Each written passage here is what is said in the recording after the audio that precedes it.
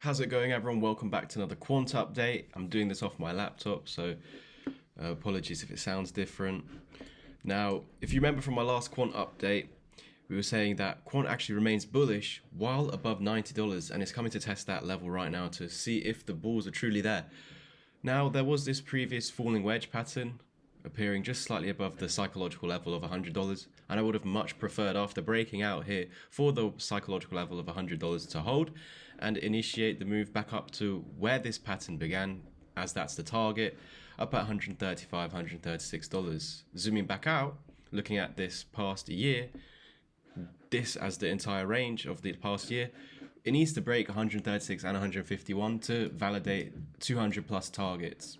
So those 200 and 300 targets will not actually happen unless we get the break of 151.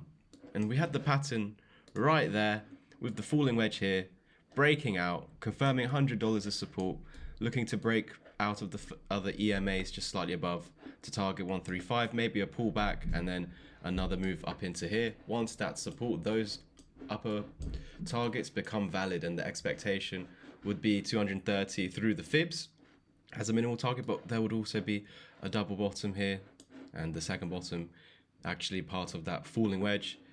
The neckline at 135, measuring the move up into from the lowest point back to the neckline, putting it on the breakout, also targets that 1272, $230. So everything was there for the bullish breakout.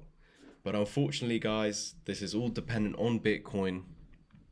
And with Bitcoin breaking down and at risk of going into a downtrend, the same happens across the market for altcoins. Quant is coming into that final layer of defense at $90, and it must reverse from here. Otherwise, the next sets of targets would be beneath 85, down at 75, only as the very first target. Of course, when you break down and you validate these targets, you can swiftly recover that level with those targets getting invalidated. So that, of course, can happen, but I just need to warn you, of course, that on the loss of $90, my expectation of 135, the bias of that happening in the immediate short term, is invalidated. So that will no longer be my expectation. That was only my expectation with this falling wedge breakout, and then making sure that this area, of course, holds, and then breaking through the sets of moving averages just slightly above at $105. That would, of course, initiate the move to 135, but it didn't work out as the plan projected, and so we have to adjust to the times. We can't just be biased to one direction for no reason. So with the breakdown over here, it's got one last final layer of defense.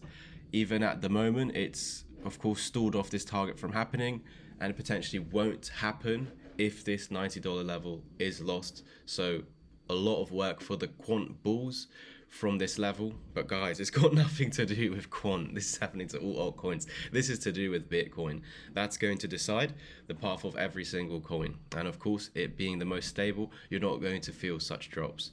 That's it from me today. Like, subscribe, comment, and share. I'll catch you in the next one. Peace.